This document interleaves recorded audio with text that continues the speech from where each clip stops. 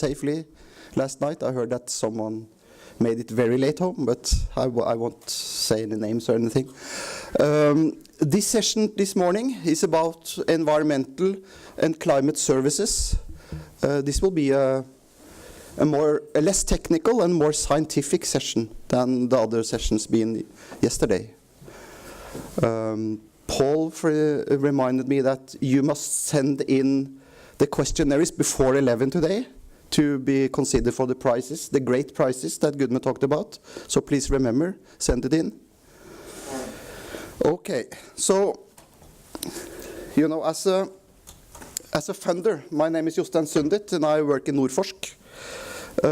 Background is in meteorology and also worked in HPC computing for some years. Now I'm a funder and I'm then obliged to say that there has to be a reason for all this technical equipment that we're using. And the reasoning, of course, is the scientific cases that we use. So let me start with saying it must be well motivated. There are societal needs, we have research innovation, there has to be some profit in this. To talk about environmental sciences in this context is natural, since environmental and climate scientists, they are early adopters. They have been using supercomputers and computers and technology for a long time. We can go back to 1950. One of the first use of environmental scientists were in 1950 with Ragnar Fjørtoft and Arnt Eliassen, 2 Norwegians, and 2 Americans, Jacob von Neumann, a computer scientist, and Julie Charny. So they actually had the first forecast in the middle atmosphere. They ran for 24 hours to have a prediction of 24 hours, and they failed miserably. It was really a disaster. But that was the first test of using numerical models to try to predict the weather. This also then was tried for climate models, a very simplified one, monthly average climate model in '56. And then also we had Edward Lorenz, then by accident, you know, discovered chaos. By the way, he was also a meteorologist. So you all know this kind of butterfly figure. Okay, so in this session, as I said, we have 3 talks. 2 of these talks are more of a scientific type, and the last talk is probably more technical. So the first speech is going to be about how to explain complex systems to politicians. That is not a very easy task, and also to public. And this complex system, of course, is climate. How to explain climate, climate change, the impact of climate change to people, public, politicians. Later today, we are going to hear about measurements. That is actually a mix, you know, of environmental and climate parameters. We're going to hear about international collaboration, the importance of that, and how that is done, especially in Europe, and ESFRI infrastructures. The last one is about LifeWatch, about connecting databases to get the most information, how to describe what is happening to biodiversity, how do we understand it today, what are the changes. So that was what I'm going to say. So let me first introduce the first speaker, which is Markku Rummukainen. He's a true Nordic citizen. He has been a researcher both in Norway, in Finland and Sweden. He now works in Sweden. And he's a professor in climatology at Lund University. He's a climate advisor at the Swedish Met Office. He has a background in stratospheric research, regional climate modeling and Earth system modeling. He has been head of the Rossby Center at SMHI. He's also part of several EU projects. And today he coordinates the strategic research area, modeling and regional and global Earth system model with 5 Swedish universities and the HMSI. He also is a board of the directors of SNIC, and he has contributed to several of the IPCC reports. So please, Markku.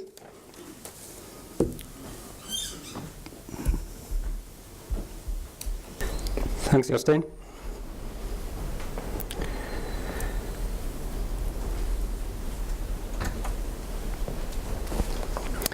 Good morning. And I'm not going to talk about computing resources. I will make some inferences of why climate scenarios made with climate models based on the overall basic climate science do need powerful computing and data storage resources. But I'm more going to talk about the other end of the chain, how the information knowledge generated by climate scenarios can be used by users all around of us, including climate negotiations, but also practical decisions, cities, different businesses, and so on. Climate services, which is sort of a recent buzzword, is about generating information and knowledge between the scientists and the users in order to create solutions, making decisions, solutions in the climate change issues on climate adaptation, climate mitigation, and society development as a whole. And of course, it's not easy, as Jostein was referring to, sort of somehow making sense of this complex physical, chemical, biological system all around of us, which encompasses us and which we affect, and to translate into what it actually means in terms of changing our energy systems or changing our transport systems or protecting the nature or making sure everybody has food in the world. The picture here in background is one of these arenas where these things are being considered. This is from the climate negotiations. And as you know, in Paris, December this year, the world governments have tasked themselves in creating a new, applicable to all, global climate deal that would put the world into a climate stabilization pathway. And here, of course, climate scenarios are a given ingredient. The basic climate science which underlies climate models, climate scenarios, and societal utility of these is, of course, something that covers climate measurements, observations, proxy observation in the past, observations today, theory, and climate models. One can't really exist without the other if they are going to make sense of the system. We have information of the climate system in the past, of the near past, of the far past, of the very far past, and we know because of this knowledge that it's a complex system which has varied a lot, which has changed, which has even changed very abruptly over short periods of time. And we have a good idea of the driving forces of the past changes over geological time periods and eras. We have a very good picture of today's climate system because we do a lot of measurements. There are thousands of stations taking measurements over the Earth's surfaces. There are thousands of buoys taking measurements over the oceans. We look at the Earth on satellites with zones, with all kinds of things. Of course, we still can't measure everything, and we haven't measured everything. So it's nice to have some way of filling in the blanks, which can be done with climate models. What has happened in the past 200 years, not least, is that there's a new force in the climate system, and that's all of you, all of us, everybody else who's living on the Earth in the modern society. Compared to 200 years, we use something like 40 times the primary energy per year than we did before the industrialization. And about 80% of this is today still generated with fossil fuels, carbon from the coal, oil, natural gas.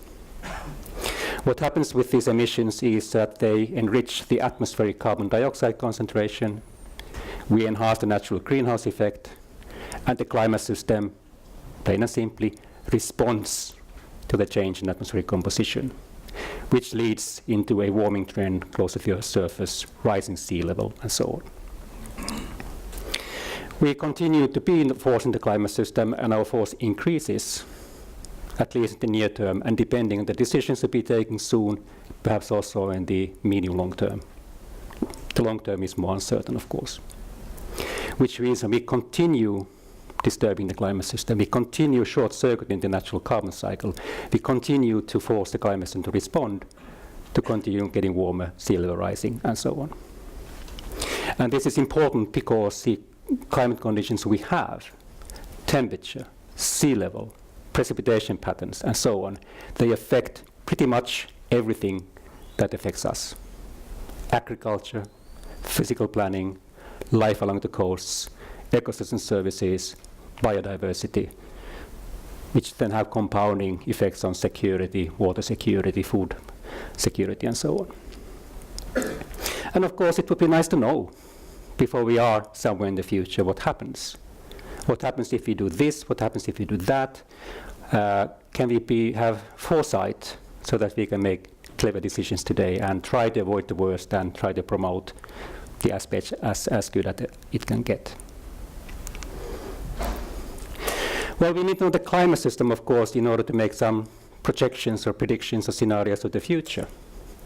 And you don't have to go further away than the outside of this building, and then you can say you have the atmosphere, the air, you have the waters, the ocean, you have the land surface, but you also have the trees and bushes and grasses, the green stuff, which is part of the climate system.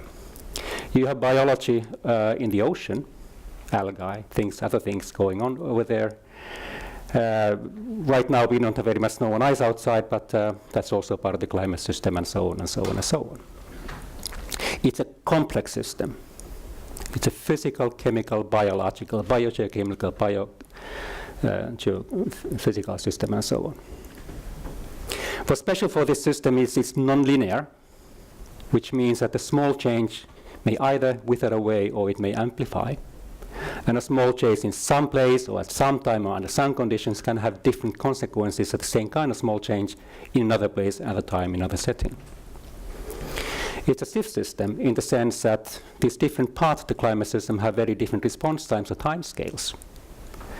If you put something in the atmosphere, it goes around the globe in a couple of weeks' time, and between the hemispheres in a couple of years' time, and so on. But if you put something in the ocean, it takes something like 1,000 years to go through the ocean. Vegetation can have a characteristic times of tens of years, of hundreds of years, and so on and so on and so on, which means that when you look at disturbances in the system, or if you change some of the system, you have to do very long simulations with climate models in order to really understand what's happening. It's also, again, if you outside and you look at the system around you, it's very complex. There's a lot of things on different scales. You have an ocean surface which looks pretty similar over a large distance. Then you have different densities of trees, you have different landforms and so on, which means that the more resolution, the more detail we can have in these studies, the better we can also simulate the real system. So we need high resolution, we need long simulations, and because we do not know all the details, we also need to make many, many runs in order to understand how good the results are. Well, this is what we simulate.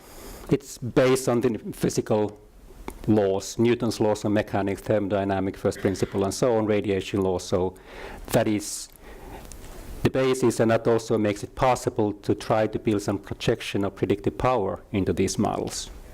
So we can progress the equations under given conditions and see where the time evolution of the system happens. For example, starting from today's climate and under certain world scenarios, then think about what the climate might look like in 2050 or 2100. And I will show an example in a brief while. This is a climate model. It's a very small part of a climate model. If you add something like 200,000 lines of code to this short bit of code, you have more or less a climate model. And these are sort of fun animals because many of today's climate models, there are a few tens around in the world, have been developed over, well, since the 1960s and the 50s, 1960s, over several decades by several groups, by several people, some who are still in the game, some who are not in the game, and may or may not have sort of explained what they did in the model. So if you try to debug a climate model, if the thing appears, well, you are in for a task. From my times at Oslo University, I remember there was a two-dimensional atmospheric chemistry model. And it happened that all of a sudden there was something unexpected in the model. There was an error. But the thing is that the model had been run for 20 years before that error actually turning up. That they are very complex codes. And of course it's Fortran, sometimes C++, but those who still know Fortran, you can get a job in doing climate modeling.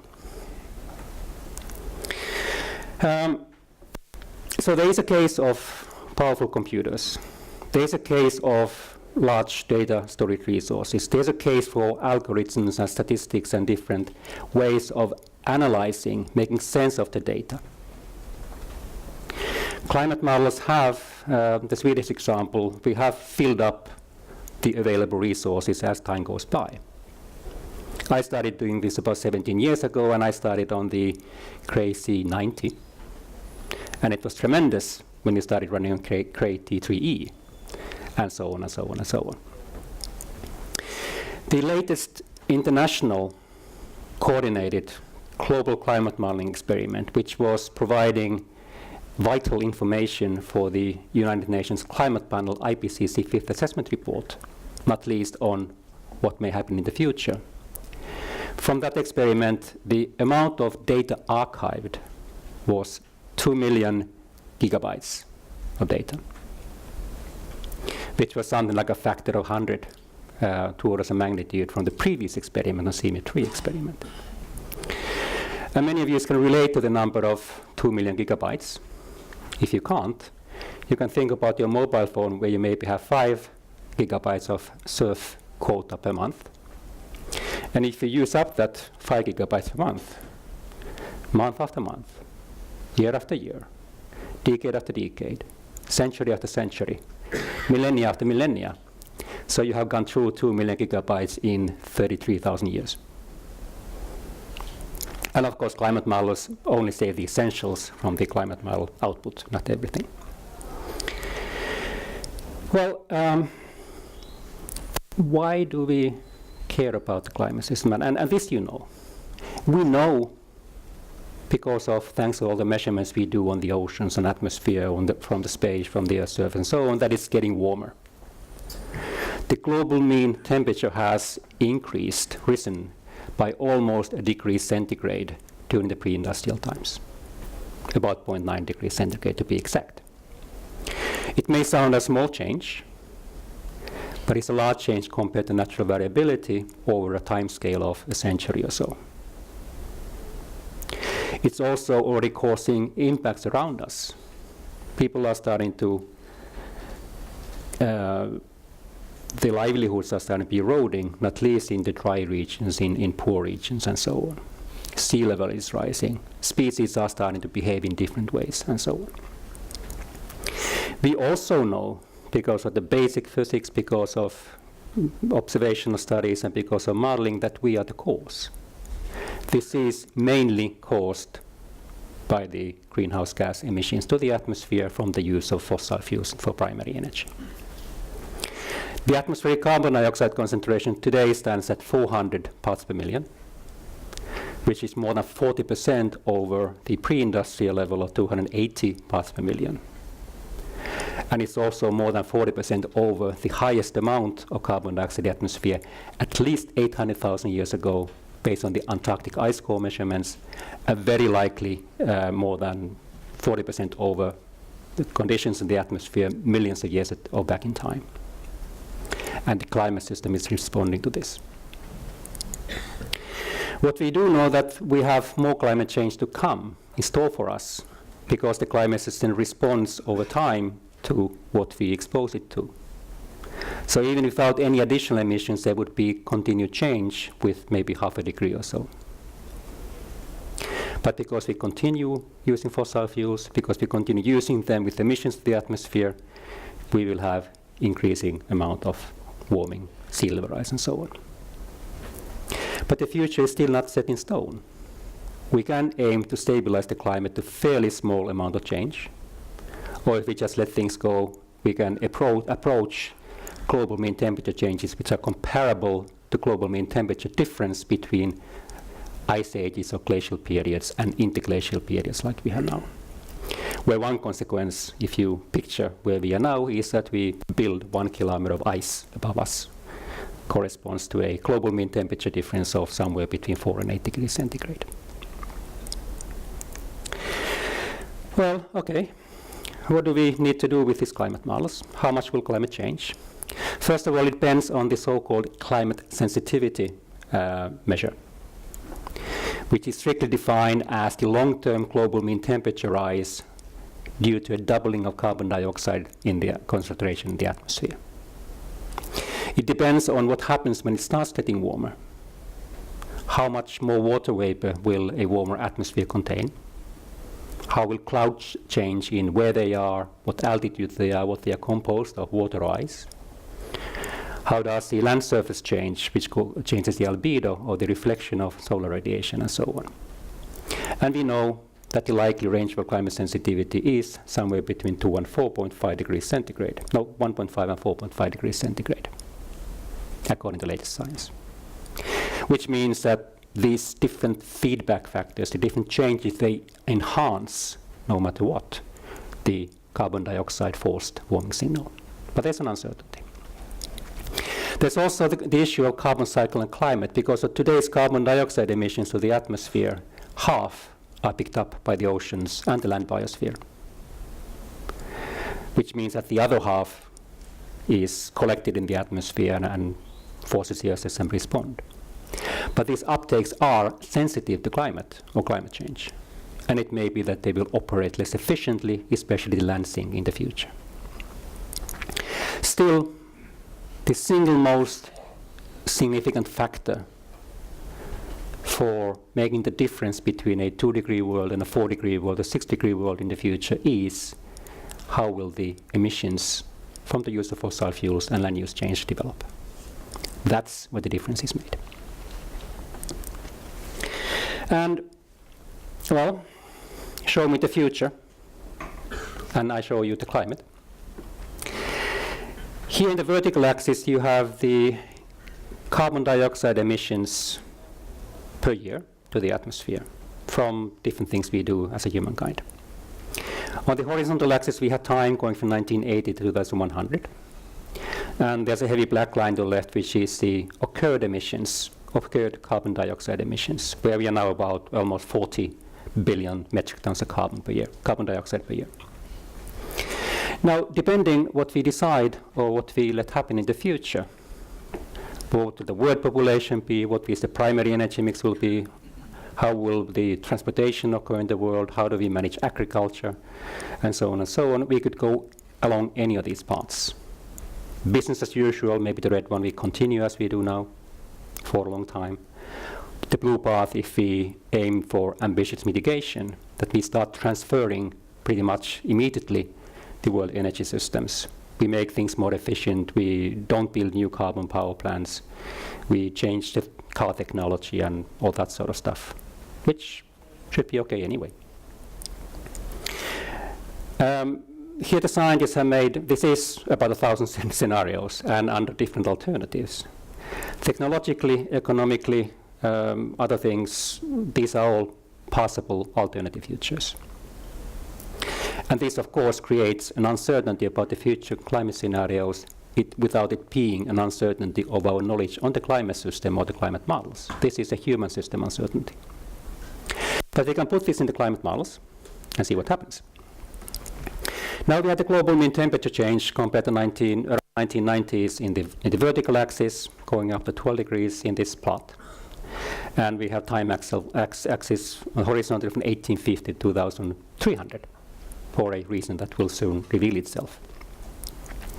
To the left, again, we have the corresponding the observed change over this time period.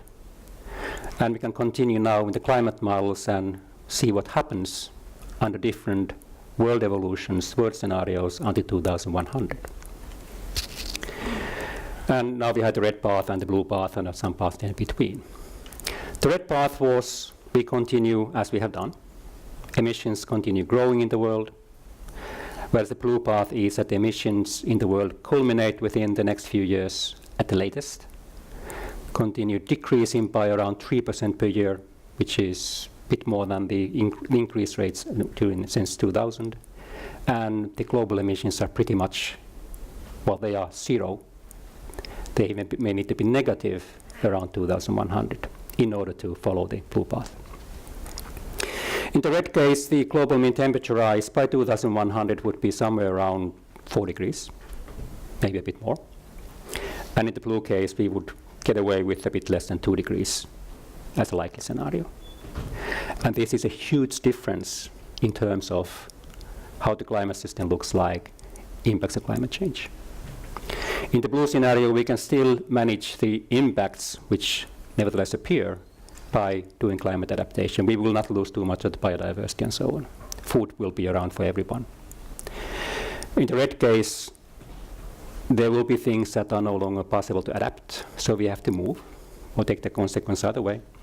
We will lose species, most likely. Different things can happen. That would be moving to a very unknown territory. We would be notching this temperature difference between 1 kilometer of ice and no ice over Scandinavia. But also, if you look at these curves at 2100, the red curve, at least, is not sloping down. Indeed, the climate change would continue because of this large cumulative amount of emissions until 2100 for hundreds of years to the future. Whereas in the blue, there would be a stabilization going on. So, whereas some years ago, people might still think about, well, we have a climate now and a new climate in 100 years' time, so who cares? But climate change is about the climate changing over time, from the 2020, 2030, 2050, and so on. And it's also a climate that change, in our time perspective, pretty much forever. There's no easy way back to the climate we had pre-industrial in the climate we have today. It's a new world. This also is an illustration of why the number of climate models matters, because you see that there's something going on in the red curve at 2100. And that's because it's expensive to run climate models. There's a large number of climate models which can be run. This large number of climate models 2100. And then a small amount of models run after 2100, which of course changes the spread of the models and makes it more difficult to estimate the uncertainty. It's also that the regional dimensions matter. Global mean temperature is a measure which actually is composed of what the climate models show for different parts of the world. It's not a parameter which is calculated as the global mean temperature. The regional changes when it gets warmer on Earth will be different. It gets warmer pretty much everywhere. The sea level will rise pretty much everywhere. But on most land areas, for example, the warming will be larger than the global mean temperature rise. So for a 2-degree world, the Arctic would become a 4-degree Arctic, for example. This is, just for the heck of it, this is a picture of sea level changes around 2100 along the red path. And you can see, if you look at the colors, that in some regions, the regional sea level rise will be lower than the global mean, and some regions higher.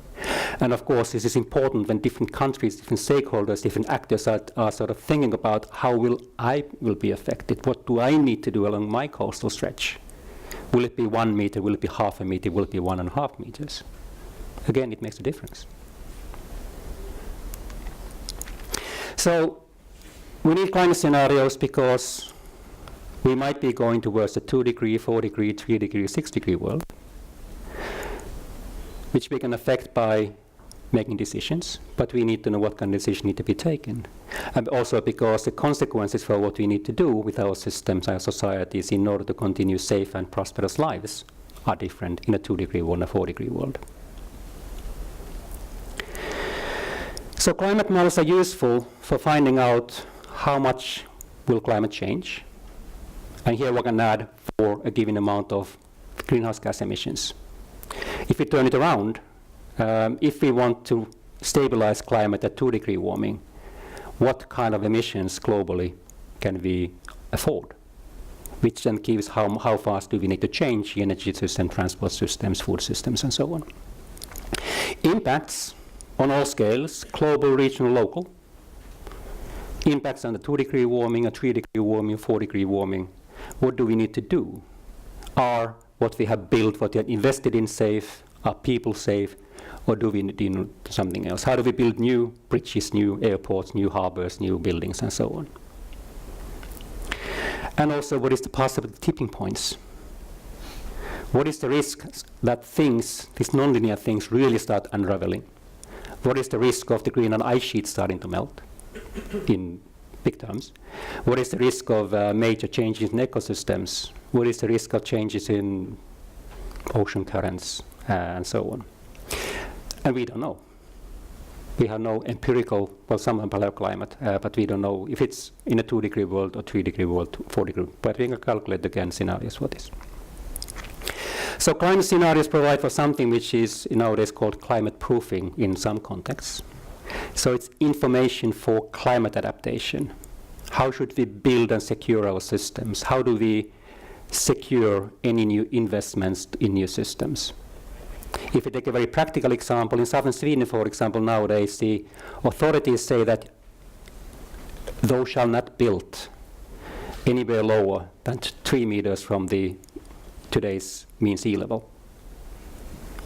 So that one is safe for waves, for climate change, and as a marginal. And of course, if you have a property which is at 2.5 meters from sea level, you may not be happy about that, but you might sort of avoid unpleasant surprises further on. Mitigation, how urgent it is to change the world's energy systems, which then gives rise to discussion how can we go about it together. But also residual impacts under any mitigation scenario and so on. And really, because this is about energy, it's about transport, it's about forest, it's about agriculture, it's about poverty reduction and so on, it's proving future development. It's not an isolated issue. It couples on very many issues. And just to sort of make that point again, there's a list of things, it's a short list of things, there's many things that where does information from climate scenarios, where it can be relevant for users. Urban areas, physical infrastructures, coastal erosion, irrigation, biodiversity, and the additional things. And it's, in a sense, also climate scenarios are sort of for users, for policy, but also underlie additional resources, research on yet other areas which have to do with environment, society, and so on to do. Thank you.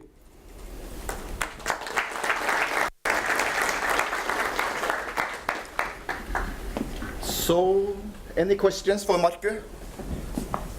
I know it's early in the morning, but still, I guess this has some interest for people.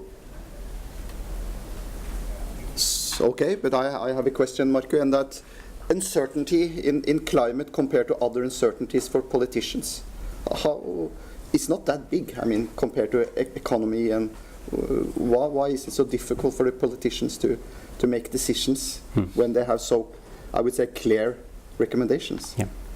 Well, think about this uncertainty in terms of global temperature rise, for example, by 2100.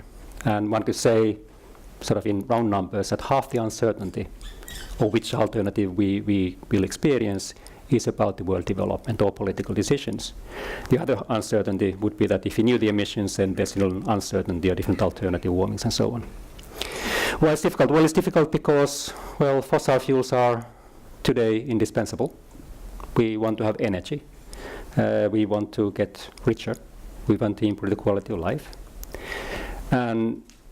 But it's also because different countries have very different framings. We have a country which is poor and needs to develop. We have a country who is rich and wants to develop or consume. And so the settings are very different, and there the political difference is that who should do what first and how fast and who will pay for this, that kind of things. But in the end, it's still about our mindset, I think, because the science says that we have the technology and development, we have the economical resources to stabilize the climate. But it requires, for example, we stop investing along the same patterns, and we start investing, we redirect the investment flows into energy efficiency and renewable energies and that kind of stuff. And maybe we also need to sort of, in the long term, think about how we think about the world. What is economical growth?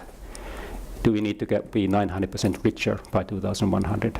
What does it mean actually, and so on. Okay, thank you. Okay. Thank you again. Okay. So our next speaker is Sanna Sorvari. She's a research manager at the Finnish Met Office. She has a PhD in paleoecology and Arctic research. She's very active in international collaboration on climate and environmental research, and in particular on infrastructure.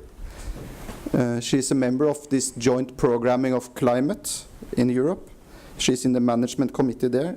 She's chair of the European ENVI Environmental Research Infrastructure, project coordinator for Nordic Research Environmental Infrastructures, member of Belmont Forum, and she also recently established the Finnish National Committee on Research Data Management. She's also a member of the Horizon 2020 Advisory Group for Research Infrastructures and E-Infrastructures. So please, Sanna. Yeah, thank you. Thank you, Josten. Good morning, everyone. Josten already mentioned that I'm Sanna Sorvari, and I come from the Finnish Meteorological Institute.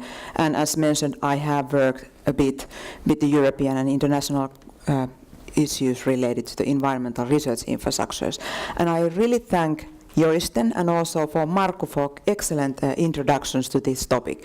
So in a way that this session seems to be built so that there is a good explanation first, what is the field of climate research and Earth system research, and then we will, in my talk, more talk about the structural issues, how we have construct the landscape in order to get the information from the Earth system for the models, for example, and then for the societal topics. And then after me there will be a talk by Frank on the more technical issues. So I think that this is an excellently built session. So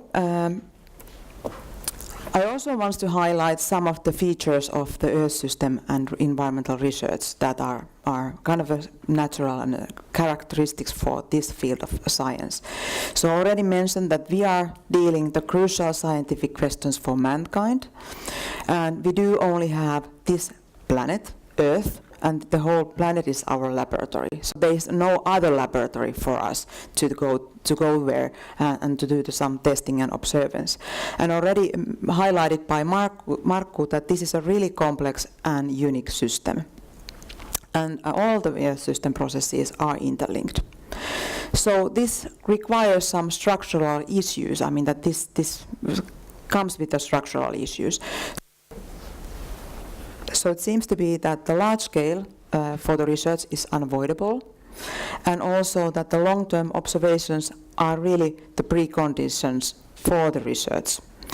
And this actually requires that some of our traditional structures in the academy and also how we have functioned earlier in the specific disciplines is not working anymore in this kind of a context.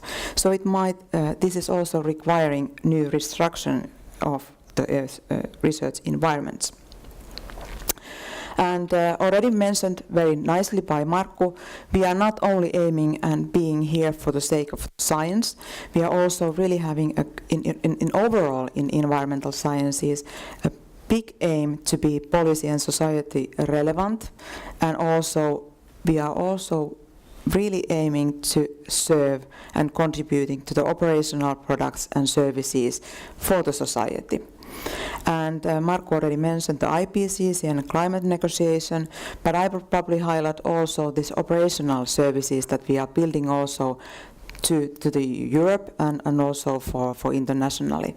So there is an aim for getting more operational benefits from those observations that we are doing all the time in these 1,000 stations in the terrestrial areas and on the ocean and so on, and by satellites.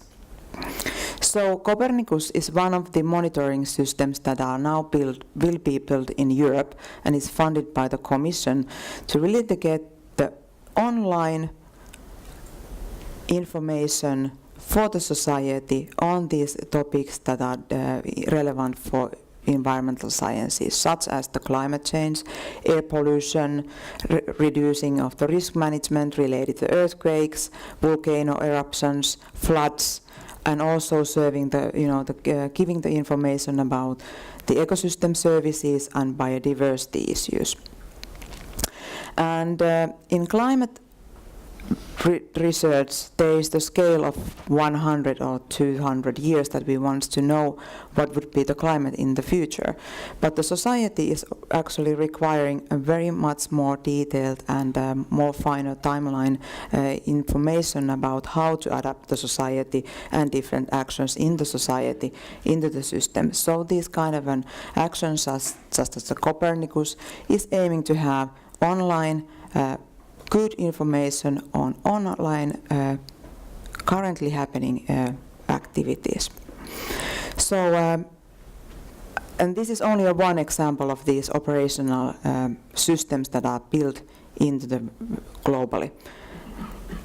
There are plenty of different global initiatives like GEOS and so on, which are gathering the information from the different places and combining the kind of acting as a portal for Earth system science results. But what I wanted to highlight is that we need to ask that who actually has the data for these services. For example, Copernicus don't have the data coming from the satellites or in-situ infrastructures by itself. It is provided by the different actors. And this is important, because now when you are dealing in your e-infrastructure world and also your ICT-related topics, these initiatives as such are probably not the first places you go and make your collaboration, because there are the data providers elsewhere. And especially these actions are based on the space infrastructures provided by NASA and ESA and so on, and there is a plenty of in-situ infrastructures, which I will be focusing on my talk. So each of these different services, they have their domains, like for example in atmospheric research, and by providing the services for this Copernicus, there are plenty of different networks, research infrastructures that really deliver the data. And I wanted to highlight that among these, there are also research infrastructures in the field of environment, like Arcturus, IAGOS, and ICOS, and part of the UFAR and ENDAC also. But these are not the only ones. There are plenty of nationally and internationally organized networks around the globe that also produce monitoring data. But in my talk, I will focus more on the research infrastructure.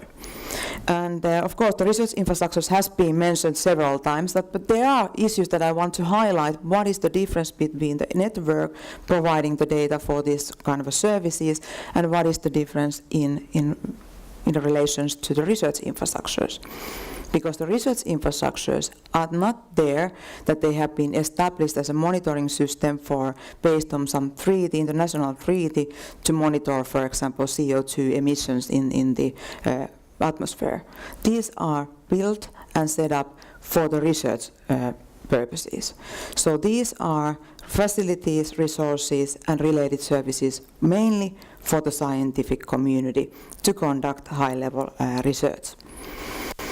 Many of the networks also, they are just loosely tied by some of the contracts or collaboration agreements, but research infrastructures are aiming to have their own coordinated and managed legal entities. And of course, there's a precondition for the open access for the services. Also, these research infrastructures in this field, they are aiming to have long-term funding, and also these research infrastructures are mainly distributed ones. Of course, a very heavy element of virtual and e-infrastructure. So if you look for the ESRI roadmap and the current environmental research infrastructures there, you will find 9 different infrastructures. But I wanted to highlight that, for example, in the cluster of life sciences, there are many of the research infrastructures that are also relevant for environmental research, such as ANAE, EMBRC, and Elixir in some parts also. And within this landscape, there is also plenty of different RI networks. And certainly you all know that each of those research infrastructures have plenty of common structures and elements. Each of these research infrastructures have some kind of an element for data acquisition, so they are providing the data from the nature for us. There's a plenty of different data processing levels, and there is an aim for producing the different data products. Within these research infrastructures, there are topics related to storages, visualization, and of course the distribution. And each of these research infrastructures are there for providing services and training for the users. And each of them have very developed infrastructure component, which is, I think, that why I'm here today. So These research structures started independently, but it was quite immediately understood that because of these common elements, there is a need for collaboration. And we started in 2009, 2010, the more detailed collaboration among the research infrastructures. And this is the list of these 9 research infrastructures. And these research infrastructures established a cluster for environmental research infrastructures. They set the aim that they want to enable the multidisciplinary scientists to access, study and correlate the data between the different research infrastructures.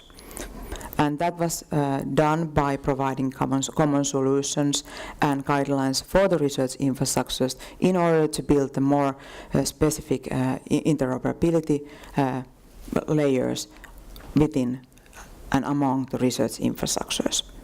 But it was really in the beginning also said that we will still build the research infrastructures as an independent research infrastructures, but we will take care that there is a high level of interoperability among the research infrastructures.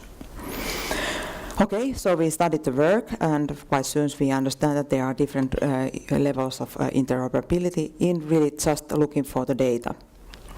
So we can have a different, similar sensors measuring, for example, carbon fluxes in the different ecosystems, but they are made in the different environments. So that is relatively easy to make the interoperability working among these measurements because they do have similar sensors.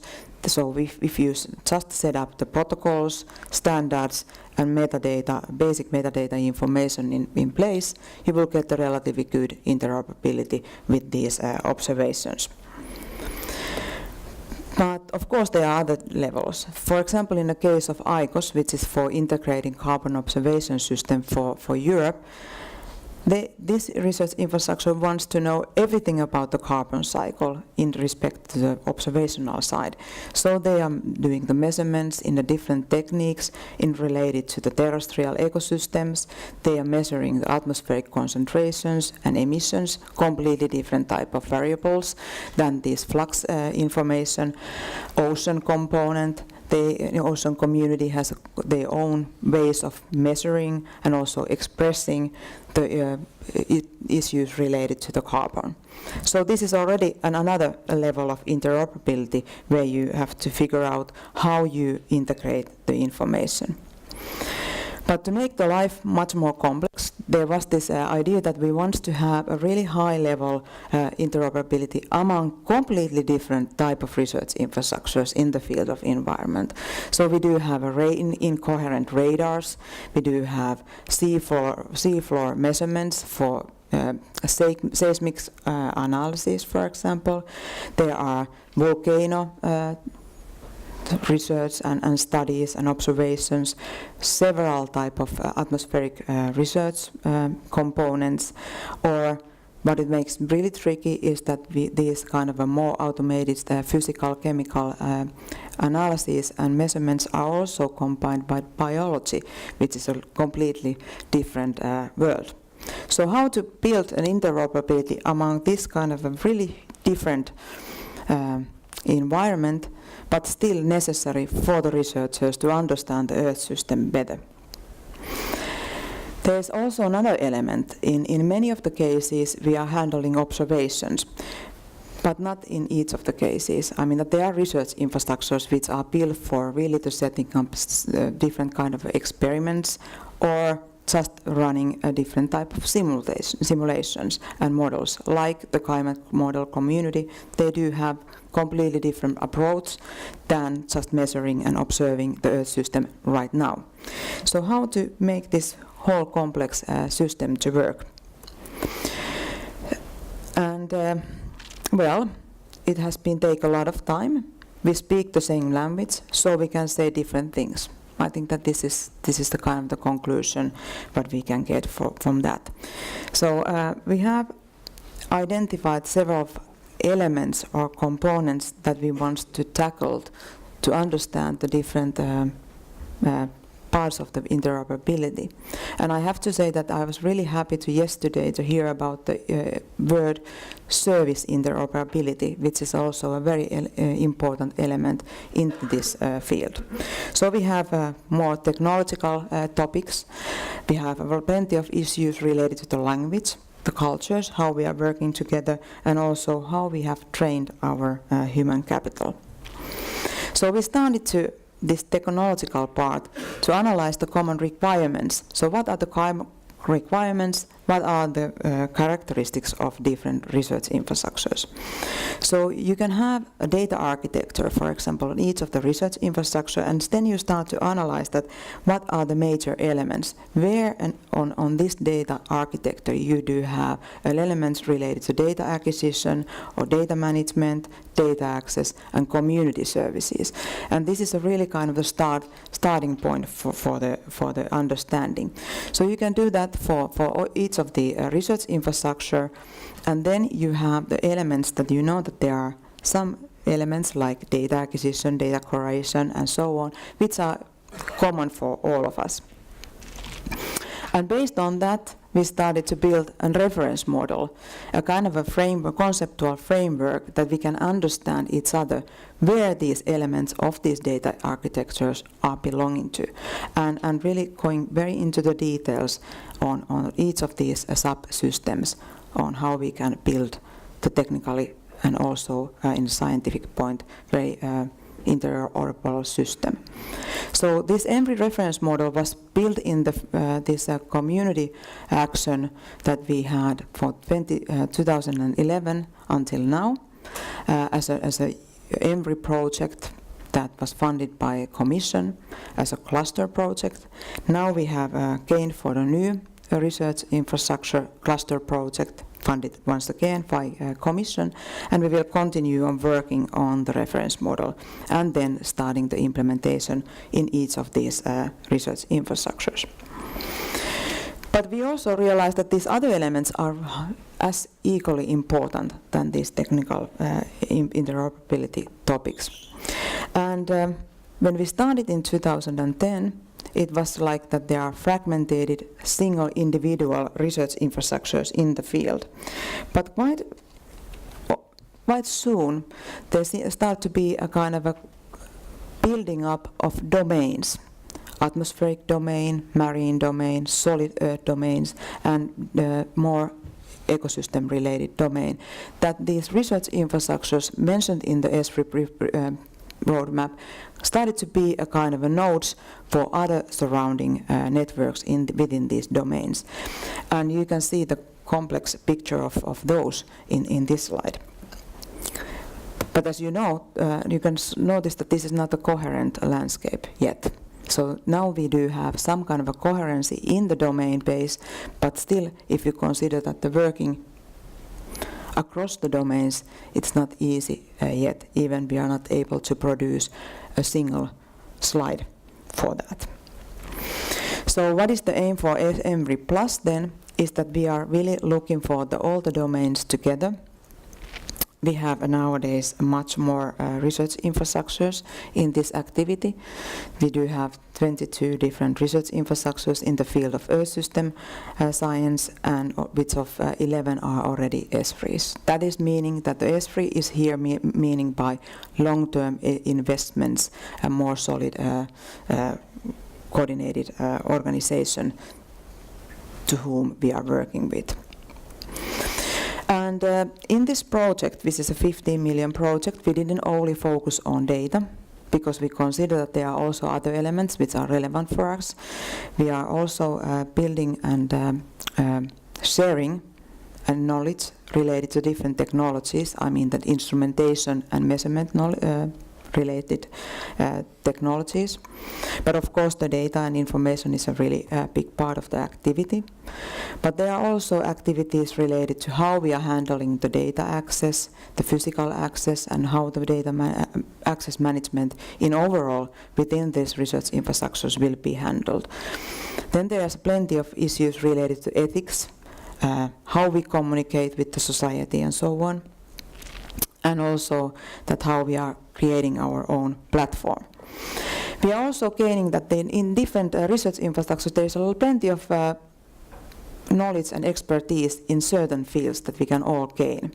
For example, the EuroArco, which are the buoyants to observe the ocean, different components in ocean, they deploy plenty of different type, similar type of buoyants to the ocean for drift for many days. The buoyants are continuously doing measurements and observing the environment, but it's drifting. It goes, to the surface. It goes, below. The different layers of the surface.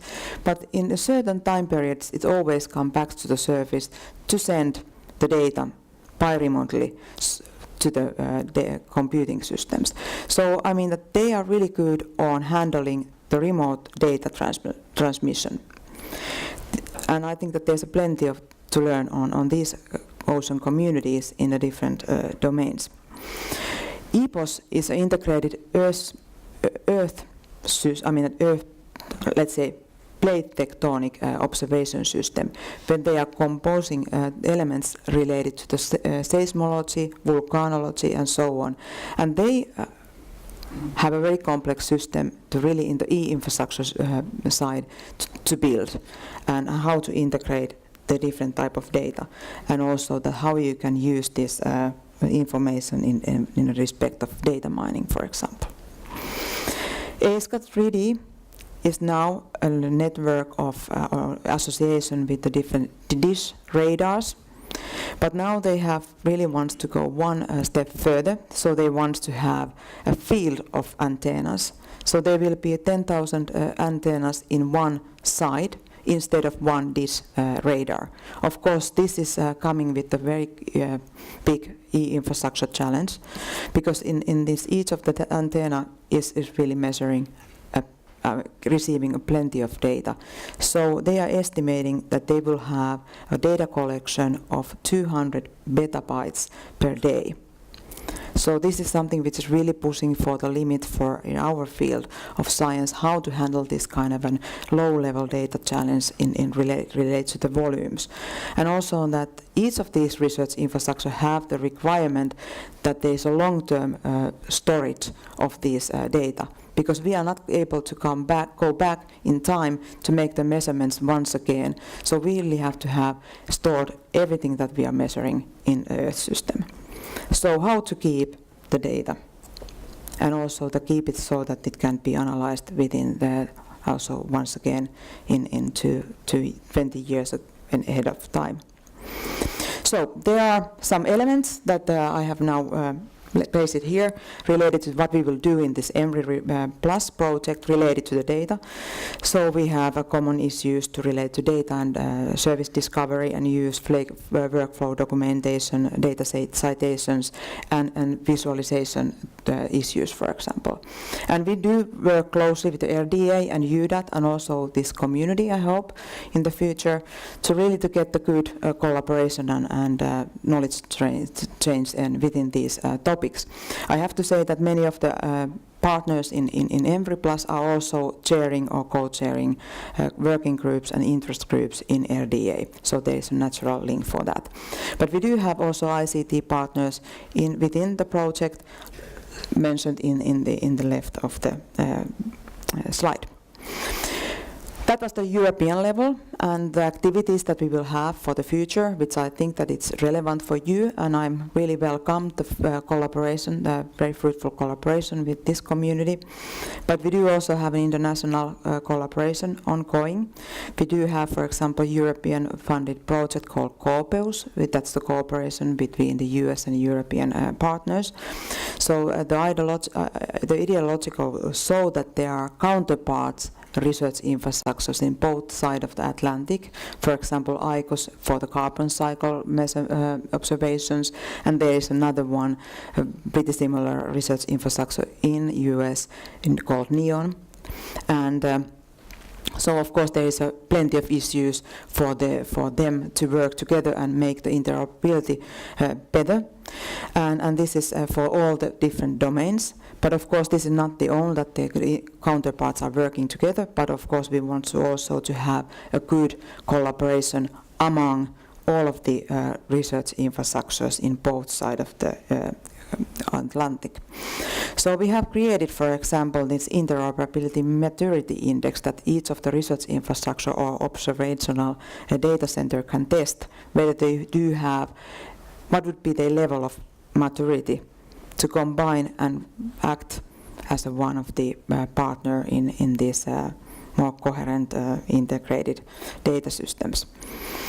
But COPA is also developing strategic plans and roadmaps for our future, how we want to collaborate within for the next 10 years. And this is, of course, if the US and European research infrastructures and main observational parties are together deciding what would be the next steps for our actions, it's of course globally relatively important. So these are the activities that we have in the international level. But in Nordic level, we do have also activities, as Jostein already mentioned. I'm coordinating a research network of Nordic atmospheric and earth system science research infrastructures called Nordic EMRI. And this is a collaboration between 4 different Nordic countries. The locations of the partners are listed marked in the land map, and those research infrastructures which are the key components for this activity are ICOS, which is for the carbon, ACTRIS, which is for aerosols and cloud observations, ANAE, it's for experimental, biological and ecosystem research infrastructure, and SIOS, which is the Svalbard Integrated Observation System. And we do have objectives to build deeper Nordic collaboration, as it has been mentioned already several times during this conference, that we do have plenty of issues that are common, and we also, by joining our forces, we are actually quite big players in the European and the international arenas. So also in the strategic and political point of view, there's plenty of us to gain. So we will work on the data services, access and RI management and policy-related issues within the next 2 to 3 years. And this is also the cluster for you to interact in related to this field. And I want to highlight that there will be a workshop which is planned to be held in Lund in October 2015 related to the environmental data of these research infrastructures. And of course NAIC and all the Nordic ICT Center representatives are very warmly welcome to this workshop to discuss more about the details, how to handle these different issues related to data acquisition, data curation, and storage and visualization, and also for user services. So I would like to end my point to say that there is a nature, and it has been already proven that there is a issue, there is a possibility to gain efficiency if we are working together, and I think that the nature has shown the way to us, and we have already demonstrated in our cluster work that this is certainly the way. So I really welcome you also to these platform activities. Thank you.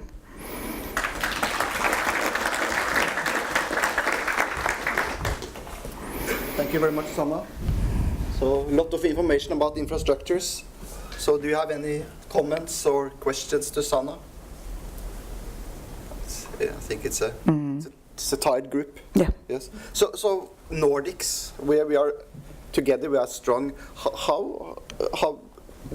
What influence do we have in this ENVI Plus in the European Commission? Does it pay off to be the Nordics together, or is it the individual Nordic countries that are dominating, or? No, I think that we are a group. I mean that there are so many issues that are relevant for us, which are actually not that relevant for others. Starting from the sensor technologies, for example, we do have a remote and very extreme environment conditions that we have to do our measurements, they are not so relevant for Spanish colleagues for us. And I think that so this is the reason why it's really there is an added value to have this Nordic collaboration. And I think that we are also working together as a Nordic community in these European and international arenas. Okay, thank you. Okay? Okay, Thanks. thank you. So the next speaker will talk about only one research infrastructure, and that is LifeWatch, and this is also about Nordic collaboration and also to the Baltics. So Frank, mikrofonen er der nede. Ja.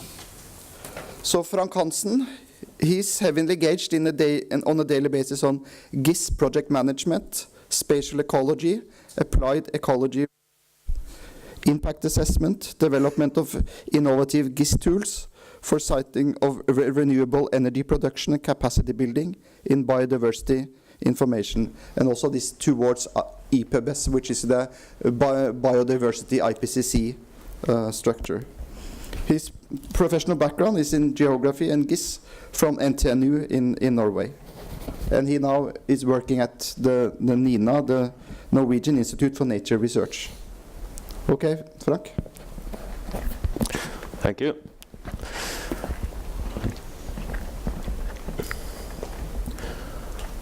Well, in addition to the introduction, I could add that I have also been following the European LifeWatch process since 2008, and I have been coordinating the national and Nordic LifeWatch pilot studies that we have had the last years.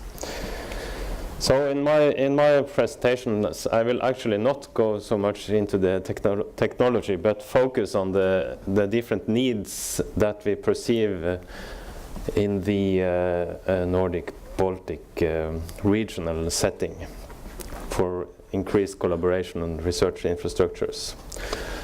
So this is more about a vision, how we perceive we can go on if we manage to solve some challenges and go beyond some bottlenecks. So the starting point is that we have empty pockets. So that is where we are now at a regional level. We have some ambitions that in 2020 we should have a service-oriented distributed research infrastructure on biodiversity and ecosystem, which is based on the national infrastructures providing data flow from the different stakeholders. If we manage to prove concept, we also hope that we will have substantial funding and mandatory support from the Research Council and stakeholders, both at the national and the regional level. And most of all, the most important thing is to ensure that research infrastructure makes increased quality of science and scientific impact at both the national, regional and European level. So we would like to integrate citizen scientists with researchers in the 8 countries. We would like to contribute to science-based decision support. We would like to design a system architecture which is designed for open science. Of course, we should provide educational support for e-science, and the ultimate goal is to be a recognized part of the European research infrastructure. So in these terms, it's LifeWatch, but also additional research infrastructures that is going on at the European level. So I will give you a short background from the last years for these presentations, and then I will give some examples, some brief examples of current research infrastructures that we are involved in at the Nordic-Baltic level. I will talk briefly about the Nordic LifeWatch project, which was finalized 2 years ago. And then I will mention some points from the action plan that we have and try to draw some conclusions at the end. So the background is mainly the participation in many national and international biodiversity research infrastructures by the research institutions in the Nordic Baltic countries. So we participate in a lot of different and often parallel initiatives. And some years ago, the Nordforsk started to assess the potential benefits of harmonizing the research infrastructure activities at the Nordic Baltic level. So in terms of increasing the output of the investments. And that was the reason why Nordforsk funded this Nordic LifeWatch project, in order to identify needs, bottlenecks and possibilities, and to develop strategies to increase the competitiveness of the Nordic Baltic countries in e-science and innovation. So what do we mean by research infrastructure for biodiversity and ecosystem research? As Sanna, she defined the term, so we also perceive this as central distributed or virtual facilities. And that includes everything from physical and virtual laboratories. We have a lot of different monitoring platforms, from the different small loggers to the more bigger facilities like mobile radar systems, remote sensing and that kind of instruments. There is a lot of collections and data banks around in the countries. And of course the e-infrastructures providing access to data and to link observation data with environmental data. So how do research infrastructures, what kind of impact do they have on biodiversity and ecosystem research? It's clear that as you are developing a taxonomic backbone, implementing data standards into the databases and makes the possibility to integrate data, you will have a lot of added values, both in terms of services and also in terms of cost efficiency and competitive power, and also the improved science and policy output. So what we see is the possibility to increase science quality and efficiency and to reduce the costs. Clearly there is a potential for that at the regional level. So what is the status of biodiversity informatics in the Nordic countries? I don't have the clear answer to that, but if you take a look at the global assessment of biodiversity informatics, which was done 3 years ago, where 100 experts from the different countries in the world tried to assess the status of biodiversity informatics in terms of culture, data, evidence and understanding. We have an impression about the status of the different components of biodiversity informatics. Some of this may not be relevant for the Nordic countries, but it gives us a picture of the global situation.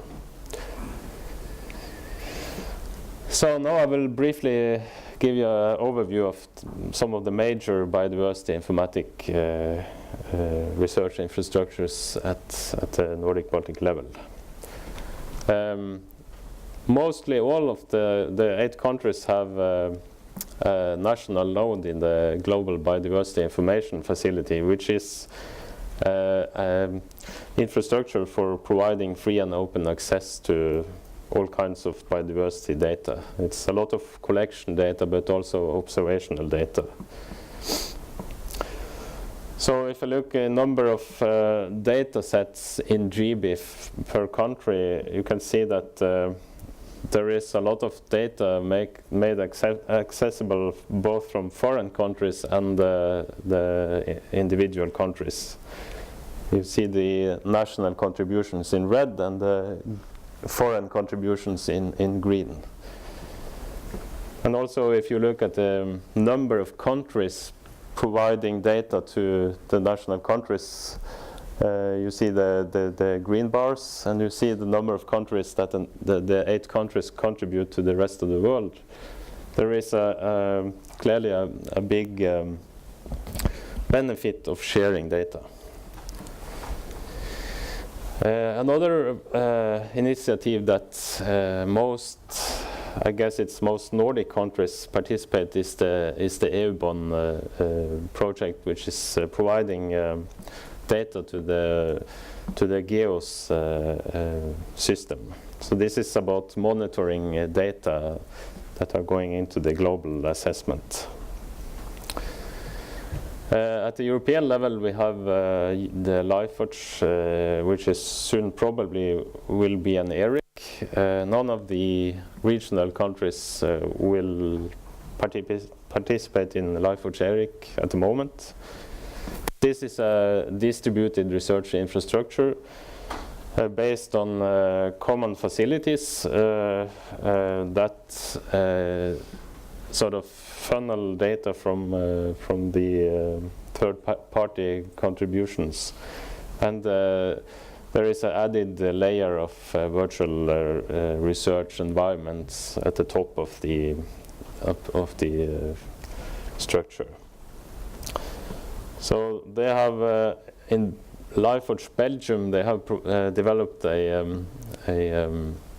virtual research environment for marine data, where you can access, analyze, and develop. You can access, analyze data, and you can develop your own virtual laboratory, which is actually quite nice tool.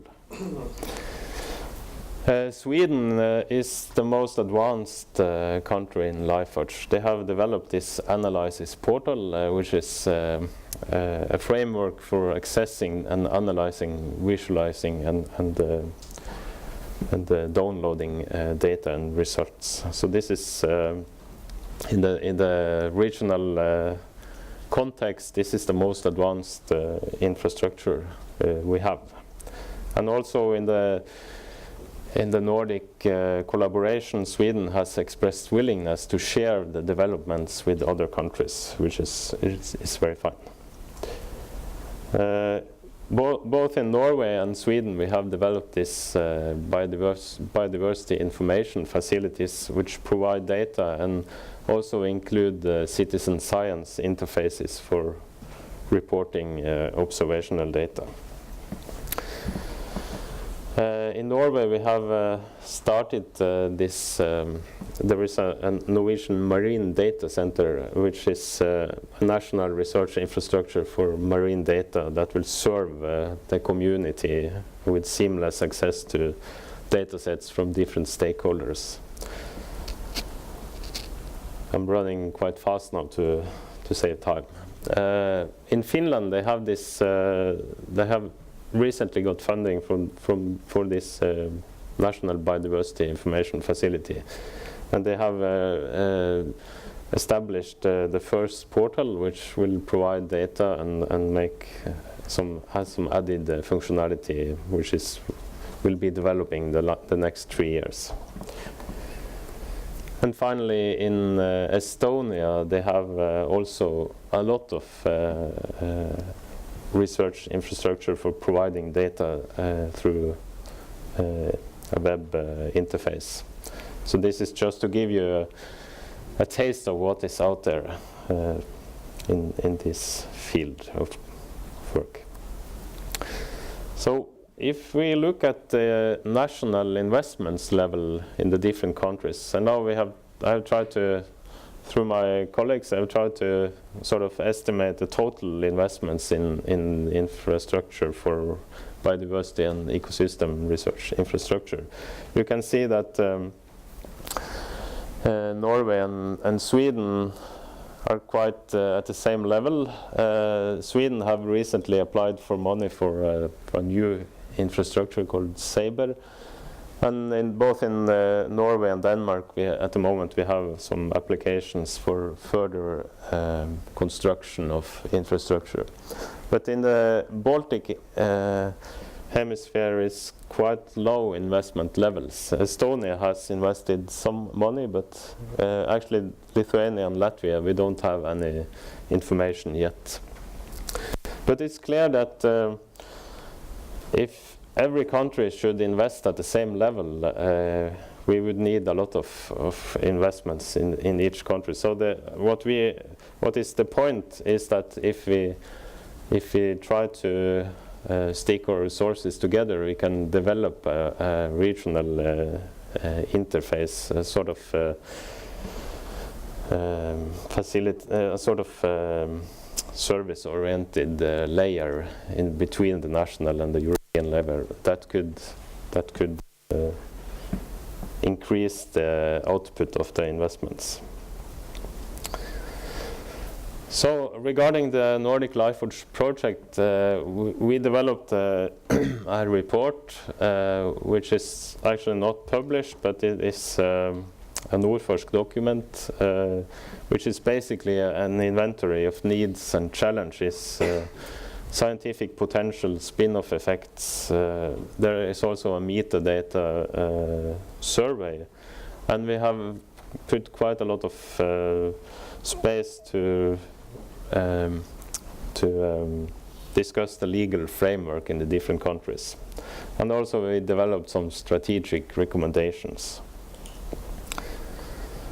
So the key findings from the report is that there is, as I have already mentioned, there is a great potential for collaboration. And we also concluded that we should include the Baltic countries, as there is already, especially from Sweden and Finland, a lot of research collaboration with the Baltic countries. This will give synergies both in terms of technology and science. But there is a need for harmonization of priorities, strategy and funding principles. And we see this as a great potential to address the future needs and challenges that these countries will have in Horizon 2020. In the report, we identified a lot of challenges, both from literature and from the review from the different country participants. So before this conference, we took these challenges and we put them into an online survey and asked different respondents to order the challenges due to their how they perceive the situation in their countries. And it turns out that in the scientific domain, they pointed out that the biggest challenge was that there is a lacking awareness about the importance of data sharing and research infrastructure. I will perhaps not mention all of these challenges, but you can see that one obvious at the organizational domain is that the citation metrics of today do not favor data sharing. So that is some of these challenges I think is very important to address for decision makers in the research councils in the future. And also there are some challenges in the financial domain, the legal domain and the technological domain. Previous investments in now obsolete areas may obstruct new investments and so on. You can take a close look at these challenges, which could describe the situation at the regional level. We also asked the respondents how they expect national support to a Nordic-Baltic collaboration, and if we consider yes and maybe answers, there is sort of expectations that this support will be positive. And also we ask people if they would like to take part in a collaboration. That is very positive. But it depends on funding, of course. So we developed an action plan, which is more like a list of focus areas for collaboration. Metadata management is clearly very important. And we also need to develop some data sharing policies to share common principles. It's about data reliability, and we need to develop vocabularies and ontologies for the different to make the different databases be compatible. It's about discovery and access. It's about physical infrastructure, development of e-tools, scientific implementations, and also about perhaps the most important thing, about capacity building from country to country. So actions to be taken. We are very happy that NAIC established this environmental program, which we see will be very important co-player for us in the future steps. So together with NAIC, we plan to organize a workshop in Oslo this autumn, which we intend to organize it as a stakeholder networking to gather experts, to sort of exchange information about state-of-the-art technology, and also to define needs and actions at a more specific level, and to try to outline a project concept. And from that, we will keep on trying to explore funding opportunities at a regional level. And recently, we have also been in dialogue with the EUDAT and NAIC about the uptake of this B2 service suite at the regional level. I think there will be project start in January next year, as far as I know. So this is sort of dialogue that we have recently started. Of course, the links to the LifeWatch ERIC is very important, because we have expressed that this Nordic-Baltic collaboration will not be in competition. It's not will be a competitor to LifeWatch ERIC, but it will be support, a sort of Nordic-Baltic support to increase the advancement of LifeWatch in Europe. And of course, we will also maintain links to IPBS and the national action plans that will come. So to draw some conclusions at the end, there is a great strategic and scientific and financial synergies in harmonizing the research infrastructures at the regional level. But we see that the challenges has to be addressed with relevant means to ensure improved cost efficiency and more collaboration. And also that the collaboration with NAIC, EUDAT and the national research infrastructure providers will of course have a very high strategic importance. We do not plan to establish new physical infrastructure. But it's very important that the relevant funding campaigns and policies should support the national biodiversity research infrastructure, because they are the one that has to ensure the data flow from the different countries. And this has to go beyond the project stage. It has to be an operational stage.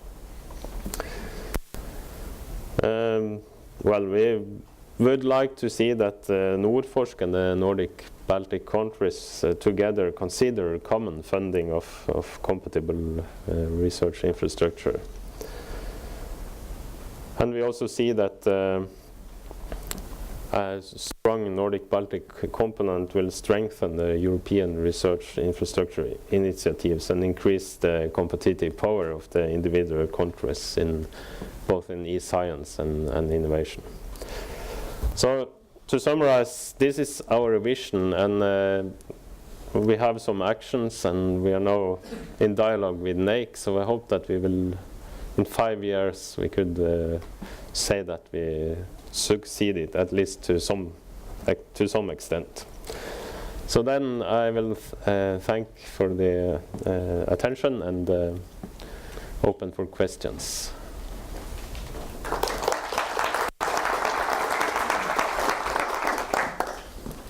Thank you, Frank. So, any questions before coffee? Yes, Johan? So I'm a bioinformatician by trade. Nei. And they say about bioinformaticians Vi hører ikke. rather share a toothbrush than data. So is this the same thing in your field? And what can you do to make a change here? How can you make data visible and citable and shareable? Yeah, I think it's a matter of maturity. I think that the concept of data sharing has, I mean, it's some years ago people rejected the concept, but now I think that most researchers I know is very positive to that. And also it is starting to get implemented in the national policies, at least in Norway, that you ought to share data that is public funded. So, but I see that, so as I mentioned, it's a way of how you align it with the citation metrics and so on. If that was an answer to your question. Yes, thank you. Yeah. Okay. Other questions to Frank? Yes? Thanks for an interesting speech. I was wondering, so, and this is maybe a question for like the whole session, or at least you and Sanna before you. I was wondering, with physical infrastructures, it's easy to track the user base because you know who was there or who ran an experiment. But are you, when we're talking about, because GBIF and LifeWatch, for example, as I understand, are e-infrastructure, we're talking about databases and web portals. Are you tracking the users? Do you have any statistics? So how is large is the user base for this, for example? And I'm just asking out of curiosity, you know, so give me a rough guess. Actually, I don't know if I can answer that question, but I think that GBIF has some statistics on the number of users accessing their portal.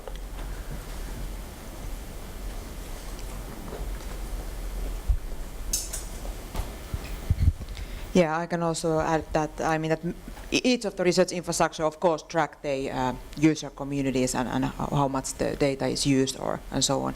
But of course, there's a plenty of different type of users and different type of access for the data and physical access and so on. It really varies. But and also that if you consider that there are plenty of scientists, I mean that we are talking about tens of thousands of scientists in Europe and also in globally in different research infrastructures for the automatic data, for example. But then you have certain users that are more relevant than others. I mean that they are organizations, like I was already referring that our data is a basis for Copernicus or also for GEOS. So then, of course, how you calculate that user communities, that you are data provider to some other initiative, and they have their own gathered integrated data systems. So it becomes a little bit tricky, how far you can extend your own user community calculations. Okay, before saying thank you to all three speakers, I will remind you the questionnaires before you go take the coffee break. Okay, thank you to all three speakers. Thank you. Okay.